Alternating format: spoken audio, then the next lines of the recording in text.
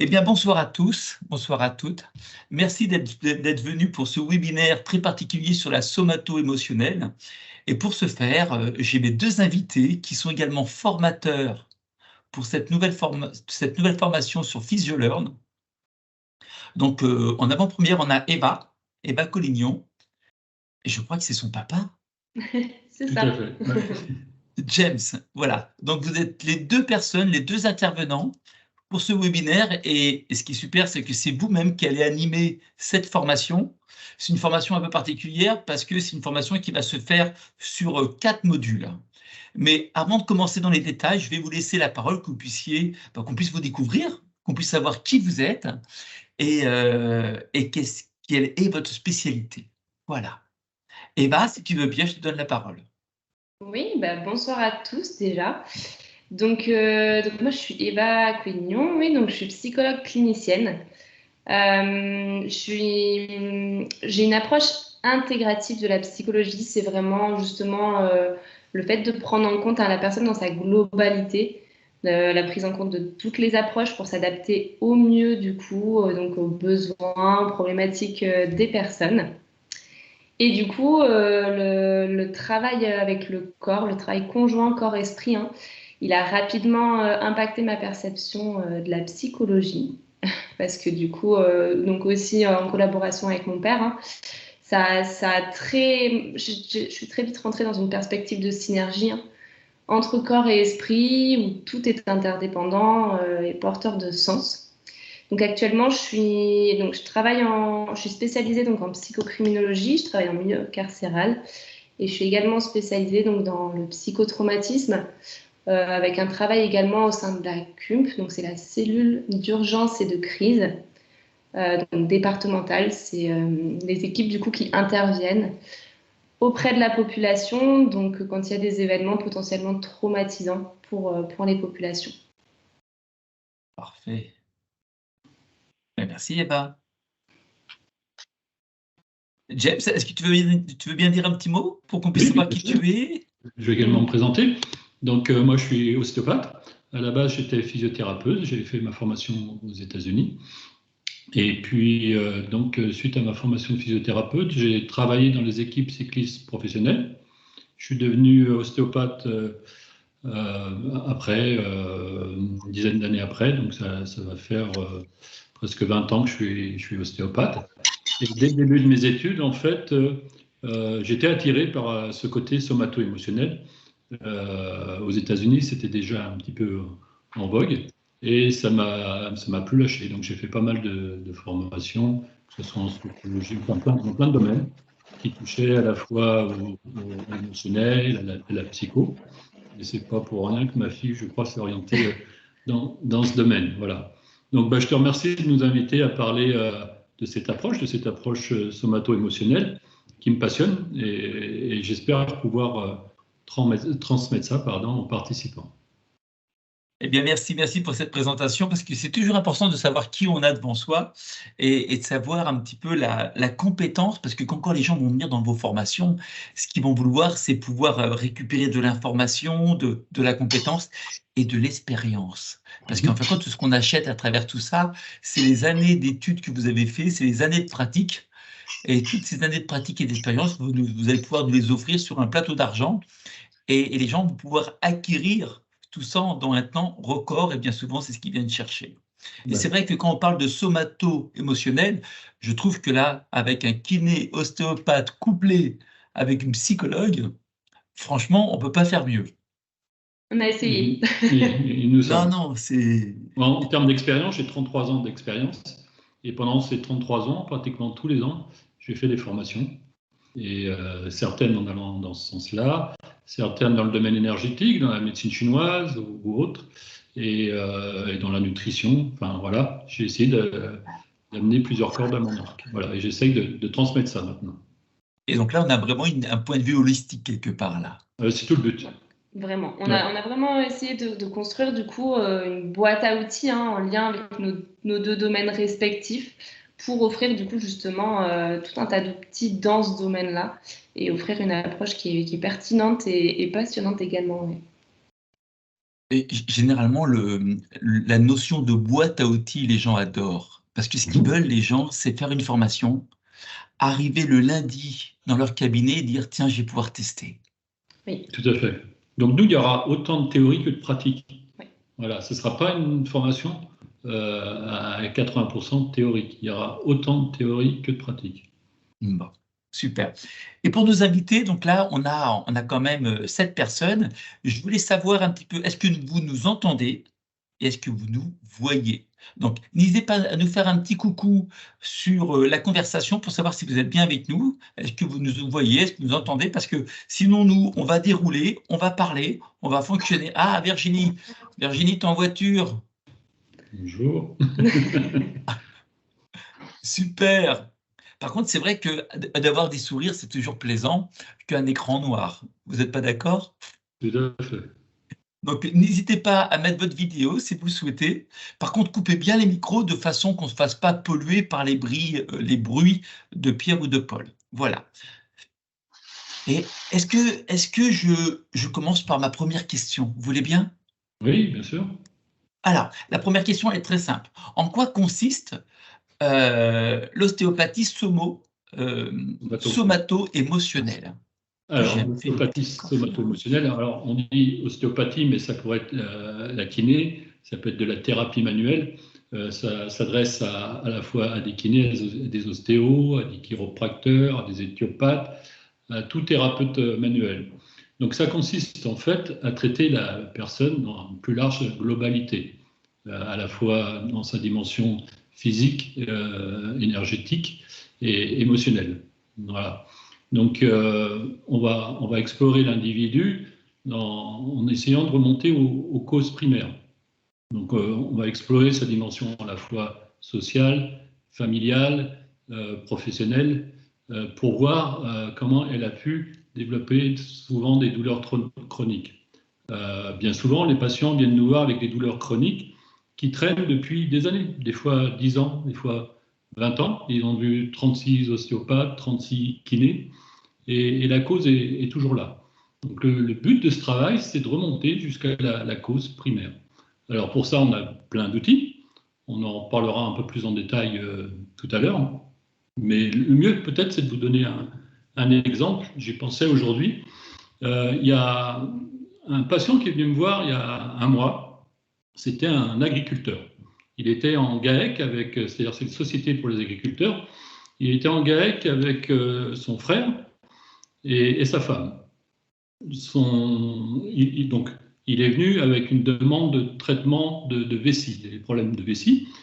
Donc, j'ai fait mon anamnèse. Il avait vu un urologue, il a eu tout un tas de personnes, passé des échographies, ils n'avaient rien trouvé. Après, il avait été voir magnétiseur, il avait été voir acupuncteur, enfin, toutes sortes de personnes, et ça ne s'améliorait pas. Donc, je commence mon traitement, je traite un peu le crâne, un peu les viscères, et puis donc je m'oriente naturellement sur son sacrum et sa vessie. Et tout en travaillant sa vessie, je lui dis, mais vous savez, la vessie, c'est souvent en relation avec un conflit de territoire. Donc je lui explique ce que c'est qu'un conflit de territoire. Je lui dis, c'est quelqu'un dans votre environnement qui vous bouffe l'oxygène. Donc est-ce que quand ça a démarré, vous étiez en conflit? Et là, il réalise que, bah oui. Puis il m'explique que son frère voulait prendre sa retraite, qu'il voulait faire rentrer son fils. Et malheureusement, eux, ils ne s'entendaient pas avec le fils. Et je lui dis, mais ça a commencé quand votre douleur de vessie? Et là, il réalise que tout d'un coup, que ça avait commencé à ce moment-là. Donc je l'ai revu la semaine dernière, et les douleurs avaient diminué de 80%. Juste parce qu'on avait mis en relation, on n'a pas traité la cause du conflit, sa cause, voilà, mais j'avais mis en relation son symptôme somatique avec le départ du conflit. Et déjà, il a pu, en le reliant, améliorer le terrain. Après, bien sûr, j'ai travaillé des adhérences qui ont été liées à un stress chronique qui était là depuis 2 ans. Alors, ça aurait pu être un problème de vessie comme ça qui était lié à un stress chronique, mais ça aurait pu être lié on verra tout à l'heure ce qui est lié aux dissociations, par exemple, un viol chez une femme ou un soldat pendant la guerre qui aura pu subir un traumatisme. Donc des choses plus bénignes et des choses beaucoup plus graves. En fin de compte, là, si j'ai compris, c'est la conscience. c'est de ramener de la conscience, voilà, sur le symptôme. Voilà, c'est prendre conscience. En fin de compte, c'est de faire le lien entre ce qu'il ressent et ce qu'il a vécu et de connecter les deux qui fait que la conscience est faite. Et à partir de là, je pense qu'il y a un mécanisme qui se fait de lui-même. Voilà. C'est-à-dire qu'on ne traite pas un symptôme, on traite un individu dans toute sa complexité. Ouais. Voilà. Et chaque individu est différent. Mais après, on a une caisse à outils qui nous permet aussi d'avoir une méthode pour étayer le diagnostic. Et tu vois, James, on comprend mieux en fin de compte le binôme que vous faites aujourd'hui. Parce que là, il y a le corps et il y a l'esprit en fin de compte. Et c'est l'association des deux, et l'un sans l'autre, en fin de compte, on n'aura pas cette efficacité. Et c'est vrai que vous puissiez intervenir ensemble, c'est une vraie valeur ajoutée. C'est basé aussi sur le principe fondateur du body-mind, avec justement le corps conscient, où il y a effectivement la mémoire du corps, hein, où il y a des blessures émotionnelles qui s'imprègnent, des émotions qui s'enquistent. Donc effectivement, c'est basé sur ce principe même qui est fondateur. Et puis, dans cette conversation, ce que je retire, moi, c'est que, alors, vous pourrez poser des questions par la suite, hein, mais ce que je retire de cette analyse, de cette démonstration, parce que c'est une démonstration, c'est du vécu, c'est du concret, c'est que chaque partie du corps a une signification quelque part. La vessie correspond à quelque chose.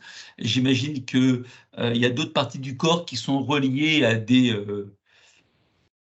comment je vais dire ça, à des causes qui sont peut-être le stress, la jalousie ou je ne sais pas trop quoi. Donc, c'est toutes ces émotions qui sont reliées à une partie physique. Est-ce qu'on peut simplifier comme ça? Alors oui, effectivement, c'est un peu simpliste. C'est beaucoup plus complexe que ça. Mais effectivement, c'est dans ce qu'on appelle le décollage biologique, symbolique du corps. Donc on va le voir pendant la formation, mais c'est qu'une toute petite partie de la formation. C'est pas suffisant de traiter une personne avec du décollage biologique. Il faut l'associer à plein d'autres choses, parce que sinon c'est trop réducteur. Moi je trouve ça, voilà. Si on utilise que le décollage biologique, c'est pour moi réducteur. C'est un peu juste. C'est trop juste. Ouais. Eh bien, écoutez, j'enchaîne directement avec la deuxième question. La deuxième question est, qu'est-ce qu'une somatisation et comment peut-elle apparaître? Alors en fait, une somatisation, une personne, quand elle est confrontée à une forte émotion, elle doit l'accueillir, l'exprimer. Si elle ne le fait pas, ça va s'enquister dans les tissus, les muscles, les tensions, enfin les muscles, les fascias.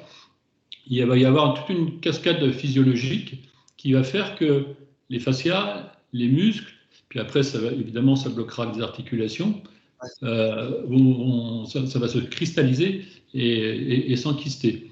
Dans cette cascade, il va y avoir tout d'abord, par exemple, le cortisol, qui va dans un premier temps monter, puis chuter. Et quand il va monter, il va faire descendre tous les nutriments, c'est-à-dire les vitamines, les minéraux, les neurotransmetteurs. On verra aussi le rôle des neurotransmetteurs. Dans les neurotransmetteurs, ça peut amener une carence en noradrénaline, qui va amener une vasoconstriction, qui empêchera les fascias, les muscles d'être bien oxygénés. Et puis, ça va impacter aussi les viscères. Voilà. Et au-delà de ça, au niveau neurologique, il y a aussi, par exemple, le nerf vague qui peut être comprimé. Et donc, on va tout mettre en relation. C'est libérer le nerf vague pour libérer les viscères, pour libérer les fascias et libérer les muscles. Voilà. Et est-ce que, alors moi j'ai vécu une expérience, j'ai un ami à moi très très proche, c'est toujours un petit cas de figure, hein, par un accident, sa maison a brûlé. Et vraiment ça a été un choc pour lui, et quelques mois après il faisait un cancer. Ah, mais tout à fait, ça on le voit très fréquemment. Il y a un couple des Suédois, les Simonson, qui ont vraiment relié, alors pas tous les cancers bien sûr, il faut être vigilant, les causes, les cancers avec des causes émotionnelles. On sait très bien que c'est peut-être pas, souvent le cancer est plurifactoriel. Dans tous ces facteurs, il y a souvent un facteur émotionnel qui est un petit peu la grenade qui est dégoupillée par le facteur émotionnel. Il y a peut-être un terrain génétique, mais l'émotionnel va dégoupiller la grenade souvent. Donc en fin de compte, en prévention, si on connaît des gens qu'on côtoie et qu'on aime, je suppose que j'aurais dû rajouter ça, mais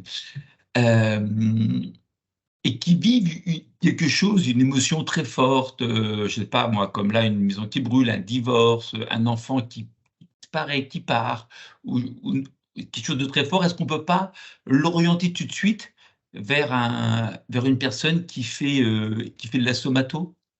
Même Oui, si lui, il n'est pas conscient de la nécessité, je parle. oui, oui, oui, oui. Alors, à la limite, je vais laisser la parole à Eva parce qu'elle a des formations qui sont appropriées pour ça dans la victimologie. Alors, oui, du coup, et ça revient du coup à ce que je disais tout à l'heure où je fais partie de la cellule d'urgence et de crise, où effectivement, ça vient s'inscrire dans une perspective de prévention. Où nous, on agit directement et immédiatement dans l'urgence pour justement éviter qu'il y ait des émotions qui s'enquistent au niveau du corps. Euh, mais ça peut être aussi, enfin, voilà, le fait de verbaliser les émotions tout de suite après un événement où il y a un choc émotionnel, hein, c'est extrêmement important pour éviter effectivement que ça s'enquiste par la suite. Mais c'est l'idée en fait de l'approche somato-émotionnelle, c'est pas de venir remplacer ni l'ostéopathe ni le psychologue, c'est vraiment de venir travailler en collaboration. Donc il y a un travail au niveau du corps qui doit être fait. Et effectivement, ça peut permettre aussi au corps de justement pas se rigidifier dans un premier temps, donc de laisser en fait qu'il n'y ait pas d'énergie qui vienne mal circuler à cause de ces blocages émotionnels. Mais il y a aussi voilà, le travail avec le psychologue qui doit être fait avec une verbalisation du coup des émotions, une expression des émotions qui doit venir du coup en complémentarité. Donc les deux sont vraiment complémentaires, l'un ne vient pas remplacer l'autre. Et ça, ouais, c'est important à notifier. Après, toutes les personnes ne veulent pas aller voir un psychologue. Dans ce cas-là, l'approche somato-émotionnelle, c'est là où c'est hyper intéressant. Aussi, c'est que ça peut venir justement en premier plan et s'inscrire dans quelque chose de très préventif, effectivement. Mais voilà, ça ne vient pas remplacer non plus et totalement l'expression des émotions qui doivent être verbalisées quand même. Ce que j'ajouterais, moi, c'est, on verra dans les outils, on va parler de Peter Levine, qui est un neuropsychologue américain, donc on verra avec lui le somatic experiencing. Et lui, il disait, les psychologues, s'ils ne traitent que le verbal, s'ils oublient de traiter le corps, ils n'ont fait que la moitié du travail. Voilà. Et pourtant, lui, il est neuropsychologue. Voilà. Et comme quoi, il faut bien associer les deux pour que ce soit pertinent. Les mots du corps. Eh ben, ça, j'enchaîne sur la troisième question. Quel est le lien entre posture et émotion? Oui. Alors, en fait, face à un stress important ou une douleur importante, enfin une émotion importante, pardon, la personne a 4 possibilités. La première, c'est vraiment dans cet ordre, c'est de fuir. Si elle ne peut pas fuir, elle va lutter. Et si elle ne peut pas lutter, elle va s'inhiber. Ça, c'est le professeur Laborie qui l'a mis en évidence. Et il y en a une quatrième, c'est dans les gros traumas, la personne peut être figée. Voilà. Donc la personne qui sera dans l'état de fuite aura une tendance à activer ce qu'on appelle la chaîne de flexion. Donc la chaîne de flexion est au niveau du tronc, avec pour conséquence de comprimer, spasmer son diaphragme. Ça va souvent jouer sur la respiration. Avec un couple aussi, c'est souvent le psoas et les ischio-jambiers qui sont responsables, qui vont venir être activés. Après, la personne qui va être dans la lutte va, elle, au contraire, prendre une posture d'extension, qui vont, l'une comme l'autre, vont être surprogrammées. Donc, nous, on va agir sur les fascias, les muscles, pour déprogrammer. On verra aussi dans les outils, on étudiera la biotenségrité, qui va aussi nous mettre tout ça, nous permettre de dénouer un petit peu tout ça.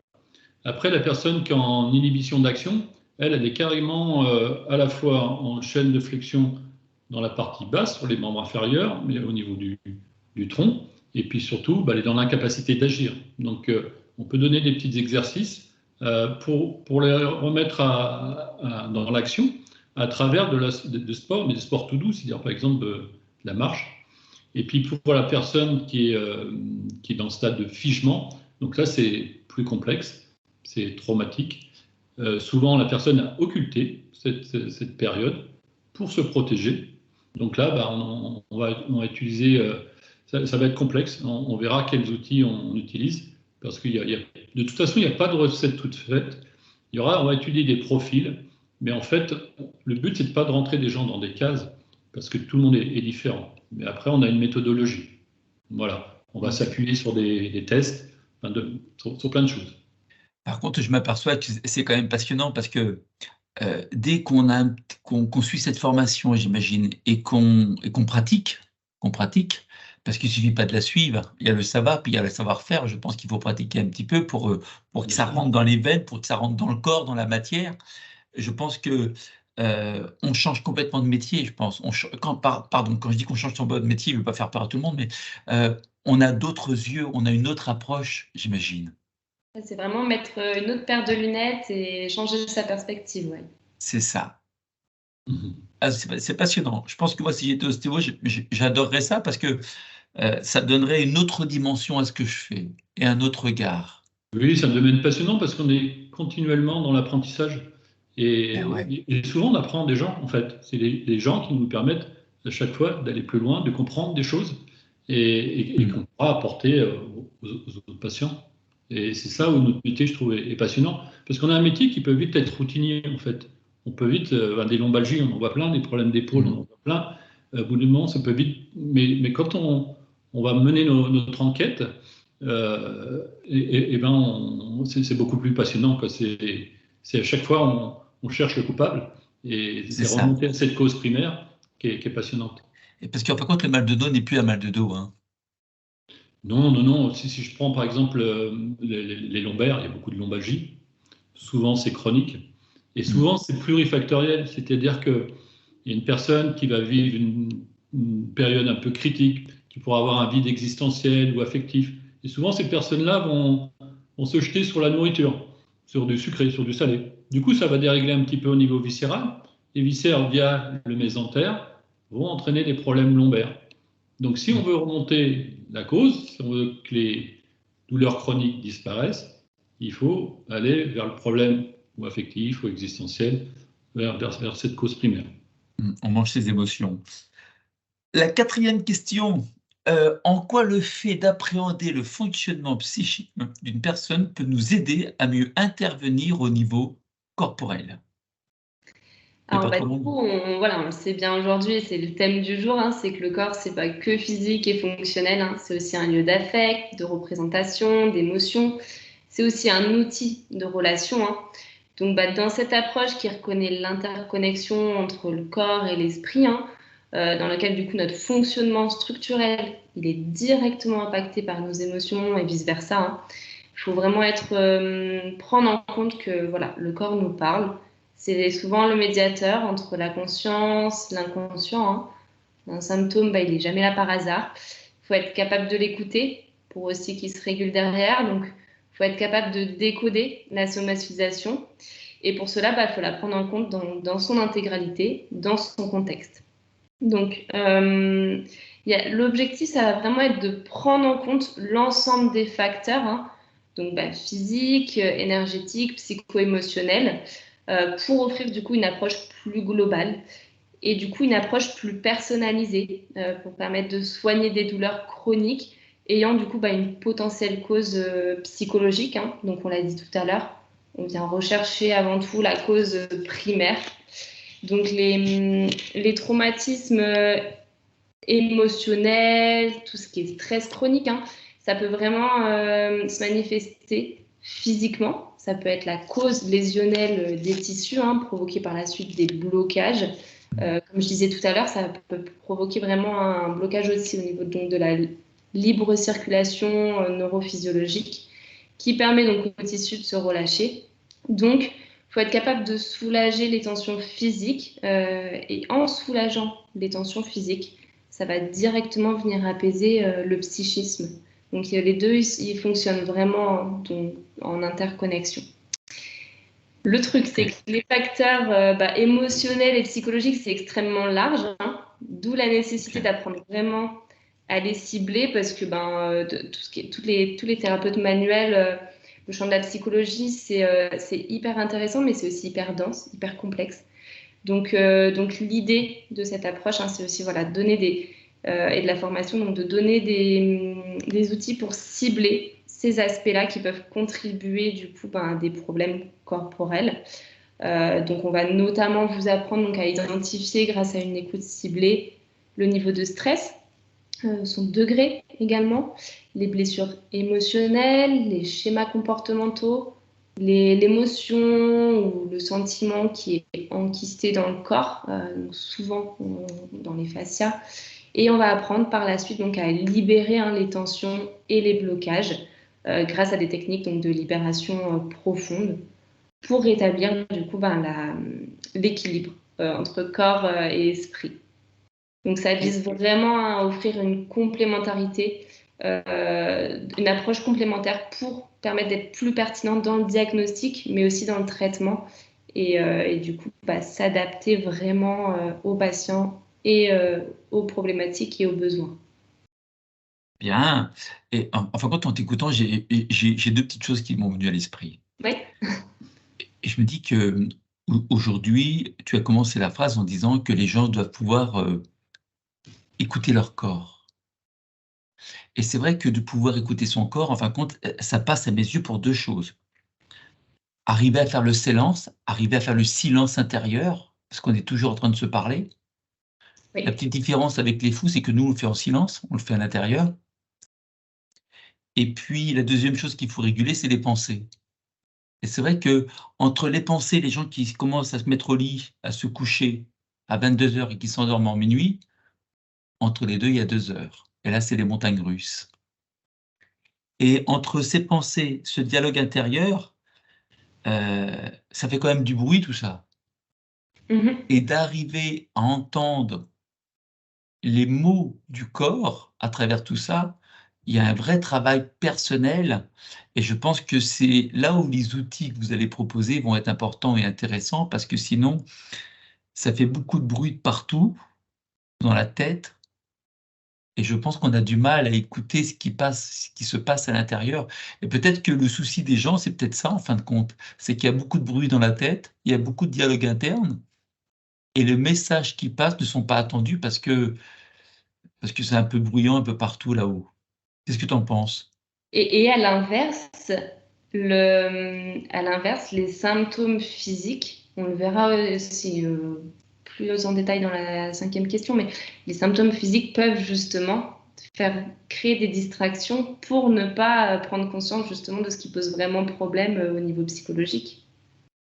Et puis dans ce que j'entends, parce que moi, c'est la première fois qu'on fait un webinaire comme ça, donc moi, je découvre avec tout le monde en réalité. Bon, je suis fan, hein. Franchement, je suis fan, hein. Dommage que je ne sois pas kiné ostéopathe, sinon j'aurais fait la formation. Mais peut-être que vous m'accepteriez quand même, parce que je suis chauve aussi, donc on a quand même des points communs. On a des points, effectivement. On a des points d'alignement. Et je me dis que quand les gens vont faire la formation, quand les gens vont pratiquer après, parce que j'ai bien compris que la formation se faisait sur 4 week-ends, et il y a un espace nécessaire entre les week-ends de façon que les gens puissent appréhender le contenu et se l'approprier. Encore une fois, il faut que ça passe dans le corps. Mais je me dis qu'au bout des 4 semaines, des 4 week-ends, pardon, qu'ils auront vécu, je pense que tout à l'heure, il y avait la 3e question qui était la posture et l'émotion. Et j'imagine que, alors je dis ça, mais vous m'arrêtez s'il vous plaît si je dis une bêtise, hein.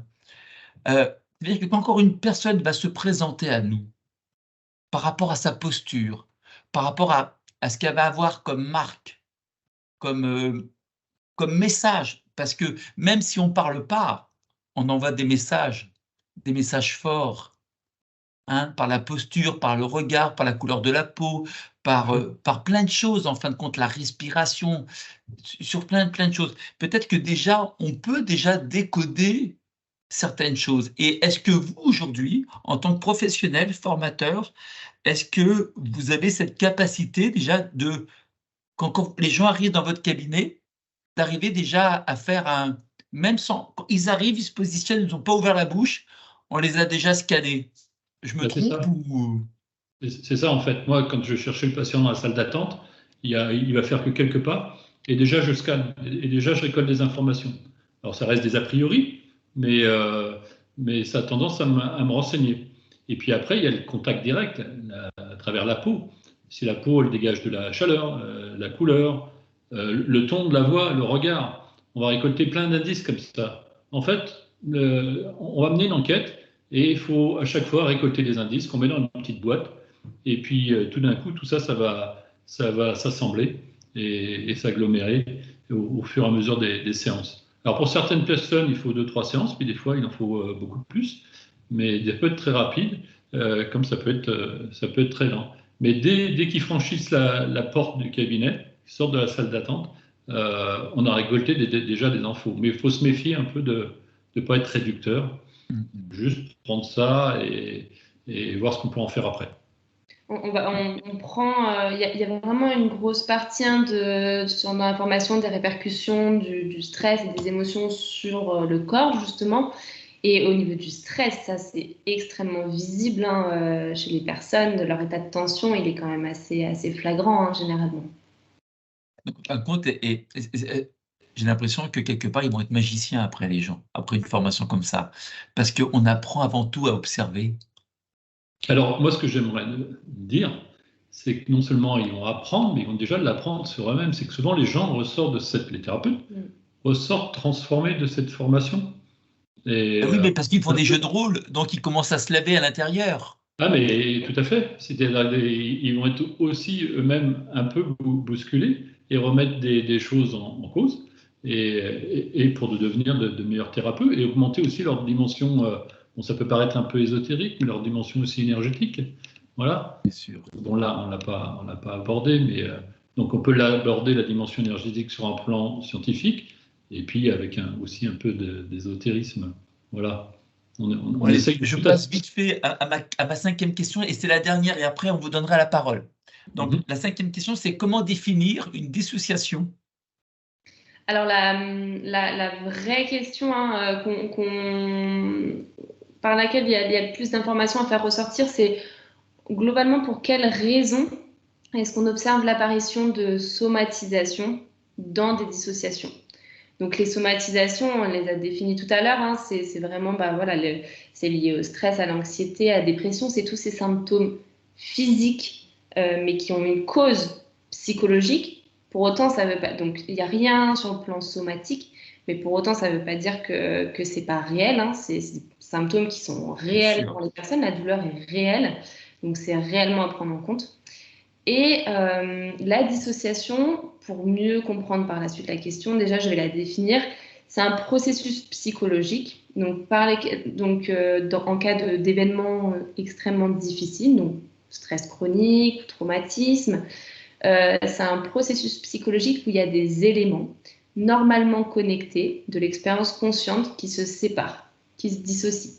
Donc il y a une rupture entre différentes composantes de l'expérience mentale. Donc, il y a des blocages au niveau des pensées il y a des blocages au niveau des sensations corporelles, de la perception, de l'identité. Tout ça, à la base, c'est une seule composante. Hein. Et là, il y a tout qui se fractionne un peu. C'est un mécanisme de défense, hein. Mais ça aboutit du coup sur un ressenti de déconnexion de la réalité, de déconnexion des émotions, du corps, et on a vraiment l'impression d'être déconnecté de son environnement. Il y a vraiment une scission donc, qui se crée entre l'esprit et le corps. Et ça, effectivement, ça crée des symptômes physiques qu'on appelle du coup des somatisations. Pourquoi? Donc, pour plusieurs raisons. Déjà, il y a une altération de la perception du corps qui se fait. Donc, on a des sensations corporelles inhabituelles ou douloureuses quand on est enclin à ce processus psychologique. Et c'est également, du coup, comme c'est une stratégie d'adaptation pour faire face à des émotions intenses, des émotions qui sont donc difficiles à exprimer, et ben, ces émotions-là, elles vont ressortir par le corps.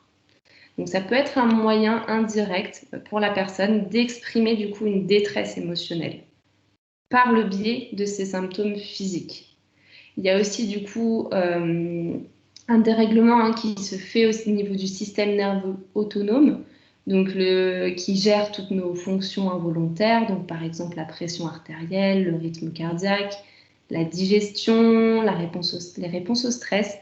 Tout ça, ça va être déréglé au sein de ce processus-là qui est quand même assez courant, donc dans des intensités plus ou moins fortes, mais en tout cas, c'est un processus qu'on retrouve quand même chez beaucoup de patients. Et quand le système nerveux autonome est déréglé, et ben, la pression artérielle qui va être déréglée, elle peut donner lieu à des maux de tête. Le rythme cardiaque qui va être déréglé, il peut donner lieu du coup à des palpitations. La digestion, ça peut donner lieu à des troubles ou même des symptômes donc gastro-intestinaux. Et tout ce qui est réponse au stress, qui va être également déréglé, ça peut donner lieu à des tensions musculaires. Parce que les muscles vont être prêts à agir face à un danger qui peut ne plus être présent dans la réalité. C'est juste qu'on est resté bloqué au moment de l'expérience, du choc. Sur la ligne du temps. Ouais, donc on considère que le danger est encore présent, alors que c'est plus le cas. Et du coup, notre corps est encore dans cette tension musculaire pour faire face, alors que le danger n'est plus présent. Et la dernière chose, la dernière explication, c'est comme c'est un mécanisme de défense, les symptômes physiques, comme je disais tout à l'heure, ils peuvent servir de distraction ou de moyen de détourner l'attention donc de l'expérience traumatique, donc des émotions trop intenses.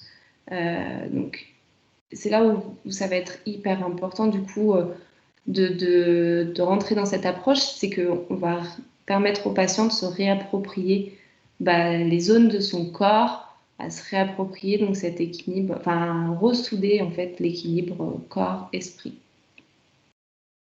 Franchement, ça doit être impressionnant et je pense à vivre pour soi parce que comme tu disais, James, la plupart des gens qui vont venir pour suivre une formation, tous ces professionnels qui vont venir faire une formation, ils vont s'apercevoir que la première chose qu'ils vont faire, c'est la vivre eux-mêmes et c'est se nettoyer quelque part. Parce que là, tu parlais d'ancrage quelque part. Il y a des ancrages de la vie sur des accidents, sur des expériences vécues qui sont ancrées. Et dès qu'on revit quelque chose qui est un peu similaire, boum, ça se réveille, quoi. C'est ça? Tout à fait. Ça se réveille et ça revient et ça nous replonge à 15 ans en arrière et puis on s'aperçoit qu'on tourne toujours en rond et qu'on n'arrive pas à se dépêtrer de la situation qu'on est. Pourquoi? Parce que on fait toujours un feedback, on est toujours dans le film d'hier et on n'arrive pas à construire le film de demain. C'est tout à fait ça. Il y a un bagage. Ouais. Et ouais, il y a un ancrage qui fait qu'on se trimballe nos petites gamelles là, et puis chaque jour on en prend une de plus. Et c'est vrai que si on n'arrive pas, comme tu disais, à dissocier entre ce qu'on vit et ce qu'on a vécu hier, eh bien, on charge son petit sac, et puis plus le temps avance, plus il est lourd, j'ai l'impression. Hein. Ah, mais tout à fait. Puis on a tous subi dans notre vécu ce genre d'expérience plus ou moins importante. On a tous subi des choses et c'est bien d'aller revisiter tout ça, revisiter notre passé pour y poser un autre regard et libérer notre corps de cette façon. Et Pardon. La conscience dont on parlait tout à l'heure, elle a toute son importance parce que effectivement, quand on n'est pas conscient de nos blessures émotionnelles, on va avoir tendance justement à les alimenter et à les rigidifier toute notre vie en fait. Ouais. Et puis en plus, j'imagine que ce qui s'est passé il y a 20 ans, on ne se rappelle plus. On se rappelle simplement de certaines choses. Et je crois qu'on revisite ce qu'on a vécu il y a 20 ans et on refait l'image, on refait un film qui nous arrange par rapport à ce qu'on veut ressentir, j'imagine. Oui, par protection, par protection. Forme de déni, simplement par protection, pour continuer à avancer, mais on n'avance pas d'une manière optimale. Ah, c'est super. C'est super. Bon, moi, je vais essayer de me glisser dans la formation, hein, mais je me ferai tout petit. Nous t'invitons avec plaisir. Eh bien, je crois que... Est-ce que vous avez des questions? Charlotte, est-ce que tu as une question? Gwenaëlle, Virginie, est-ce que vous avez des questions? Et vous avez la chance d'avoir les formateurs en face de vous maintenant, tout de suite, là, en chair et en os. Si vous avez des questions, c'est maintenant. Alors généralement, les questions ne viennent jamais au début. Tout le monde me dit, bah non, j'ai pas de questions, non, pas trop. Et puis dès qu'il y a une personne qui pose une question, c'est parti, on enchaîne. Oui. Alors, non, pas de Charlotte, pas de questions. Gwenaëlle, Virginie? Non, rien. Est-ce que moi j'ai une question? On aime bien les questions. Donc, pendant la formation, Bah on aime bien oui, justement que ce soit interactif et qu'il y ait des questions. Et puis, on invite, moi, je veux déjà parler de mon vécu aussi, parce que j'ai eu des somatisations et j'aime bien en faire part. Notamment, j'avais fait de l'asthme quand j'étais jeune. Et pendant la formation, j'explique pourquoi. Et c'est pas par hasard que je me suis orienté mais bien dans ce sûr. domaine aussi, hein. Et souvent, on invite un peu, s'ils le veulent, bien sûr, hein, c'est pas une obligation, aux participants à partir de leur vécu. On a tous eu des somatisations plus ou moins importantes. Mm. Et souvent, bah, ils repartent de la formation transformée parce qu'ils ont eu des réponses justement à leur somatisation. Et alors, on va aborder par exemple William Reich, qui est un disciple de Freud. C'était le pionnier de la somato-émotionnelle. Et lui, il parlait de carapace caractérielle, de cuirasse caractérielle, qu'il associait aux cuirasses musculaires. Et il commençait toujours ses traitements psychanalytiques en travaillant le corps. Il disait qu'il fallait déjà libérer les cuirasses musculaires avant d'entreprendre un travail psychologique. Sinon, c'était voué à l'échec. Puis après, ben, il a eu d'autres disciples qui ont emmené leur pierre à l'édifice. Voilà. Ah, c'est super. Et je me dis, je me pose une question tout à l'heure parce que là, on parlait de tout ça, des ancrages, de ce que les gens ont accumulé quelque part comme traumatisme. Mais si on revient sur le traumatisme, est-ce qu'on réécrit pas l'histoire de vie? On va la transformer. Le but, c'est de poser un regard sur le passé et le changer. On peut en allant regarder son passé, on peut le modifier en y posant notre regard. Et c'est comme ça que la personne va aller mieux, en fait. Mais Voilà. bien sûr. Quand je parlais tout à l'heure des dissociations entre les différents éléments, différents composants en fait de l'expérience mentale, effectivement, dans les traumatismes, donc traumatisme c'est au sens large, hein, on va pas définir ce que c'est aujourd'hui, mais en tout cas pour quelque chose qui fait choc chez une personne, il y a des pensées, encore une fois, qui restent bloquées, où effectivement on peut se dire, ben, sur le moment, par exemple, je vais mourir. Le fait de revenir sur le traumatisme, ça va être simplement de faire prendre conscience à la personne que non, cette pensée-là, elle est restée bloquée, que ça active tout plein de réactions physiologiques et donc de symptômes, mais qu'à l'heure d'aujourd'hui, effectivement, la pensée, faut la modifier, faut transformer l'expérience traumatique et effectivement transformer la pensée de je vais mourir en ben, je suis vivant aujourd'hui. Et rien que ça, bah, ça vient atténuer les symptômes physiques. Et rien que le fait de travailler sur le corps, ça vient aussi, à l'inverse, bah, atténuer la douleur psychique.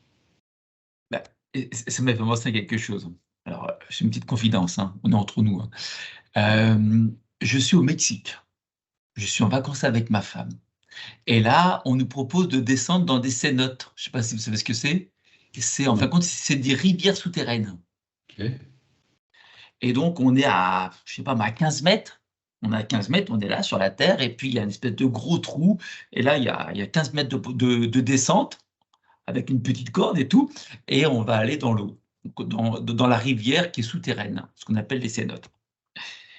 Et je dis à ma femme, c'est super, génial, il faut absolument le faire et tout et tout. Et elle me met un blocage direct.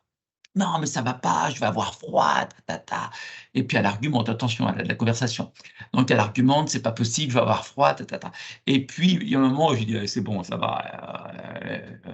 Ici, on est ici, on n'y retournera peut-être jamais de notre vie. C'est une expérience à vie, il faut y aller, quoi. Donc je lui tords un peu le bras quand même, et puis on y va. Et puis, par un moment, je lui dis, mais qu'est-ce qui fait que tu veux pas y aller? Elle me dit, oui, mais parce que moi, je l'avais déjà fait il y a 10 ans et j'avais eu super froid. Et en fin de compte, je me suis aperçu que c'était son passé qui bloquait son futur. Il bloquait même pas son futur, ça bloquait son instant présent. Ce qu'on doit vivre aujourd'hui et qu'on doit apprécier de la vie, eh bien, le cadeau que la vie lui faisait de pouvoir vivre une expérience, elle pouvait même pas en profiter. Pourquoi? parce qu'il a été bloqué il y a 10 ans en arrière. Tout à fait. La température de l'eau n'était pas la même certainement ce jour-là qu'il y a 10 ans, mais puis pour plein de raisons. Et oui, c'était resté ancré chez elle. Tout à fait. Mhm. Ce qui fait qu'en fin de compte, là, si je vous suis bien, les décisions que je prends tous les jours, en fin de compte, ce n'est pas des décisions de maintenant, de l'instant. C'est des décisions qui sont influencées par ce que j'ai fait hier ou avant-hier, si je l'ai bien ou pas bien vécu. Alors, il y a Oh, je vous charcute un peu là. en tout cas, pour les choses qui sont restées bloquées, pour les choses voilà, qui ont mal été traitées, oui. Il y a vraiment cette tendance à ne pas agir à une situation, mais réagir en fonction effectivement de tout ce qu'on a vécu. Et dans la formation, donc, on aborde les blessures émotionnelles, ça c'est hyper important et ça vient vraiment symboliser cette conversation parce que on n'agit pas en fonction d'une situation, mais on réagit par rapport à nos blessures. Parfois, nos blessures sont réactivées. On va avoir des comportements, des réactions qui sont complètement disproportionnelles, mais parce qu'on n'est pas en train d'agir, mais de réagir parce que notre blessure est réactivée et qu'il y a tout notre bagage qui est déchargé à ce moment-là. Mais en fin de compte, il y a une notion là qui est super importante dans ce que tu viens de dire, c'est que c'est inconscient. Et je me souviens, et c'est inconscient. Et je me souviens, j'avais lu un livre, et il y a une personne qui disait, alors ça se passait en Chine, et la personne disait, moi, dès que je prends un pont, j'ai un accident. Donc moi, dès que je traverse un pont, j'ai un accident. Là, pour moi, les ponts, c'est pas possible. J'ai un chat noir sur moi à chaque fois que je prends le pont, c'est pas possible. Et en fin de compte, elle avait raison. À chaque fois qu'elle prenait, soit en vélo, soit en voiture, soit à pied, elle avait un accident. Et a raconté, en fin de compte, que quand elle était enfant, quand elle avait 4-5 ans, eh bien, ses parents l'emmenaient en vélo et qu'elle était derrière. Et en étant derrière, en étant enfant, eh bien, elle avait la sensation, comme ses parents étaient en vélo, rouler sur le côté, elle avait toujours la sensation de tomber dans l'eau et qui fait que quand elle est devenue adolescente ou un peu plus grande, elle s'est toujours mise au milieu de la route. Ok. Mais en fait, on est que les conséquences de notre passé. Je vous parlais de Laborie tout à l'heure. Il disait en fait, nous ne sommes qu'une mémoire agissante. Un système nerveux sert pas à penser, mais ça sert à agir. Et quand on est bloqué comme ça, ben, on est dans ce qu'il appelait l'inhibition d'action, où ça amène à des conséquences comme celle-ci. Et tout un tas, effectivement, dans le stade d'inhibition d'action, tout un tas de symptômes qui peuvent en découler, et de symptômes physiques en l'occurrence. Et ce qui va être extraordinaire pour les gens qui vont faire la formation, c'est que, alors bien sûr, ils vont faire une formation somato-émotionnelle et tout, avec vous, qui allez leur porter, que vous allez leur apporter tous vos savoirs, mais ils vont prendre en conscience, c'est énorme, parce qu'en fin de compte, ils vont avoir pas 1, 2, 3 ou 4 paires de lunettes, mais peut-être beaucoup plus, parce qu'ils vont se rendre compte sur eux-mêmes, l'ouverture, vous allez leur ouvrir un mindset incroyable. On espère qu'ils vivront comme ça. C'est même, je dirais, presque une aventure. Voilà, ça va des fois au-delà de la pure caisse à outils, on parlait au début. C'est que, voilà, c'est aussi découvrir des choses sur soi-même et sur les autres.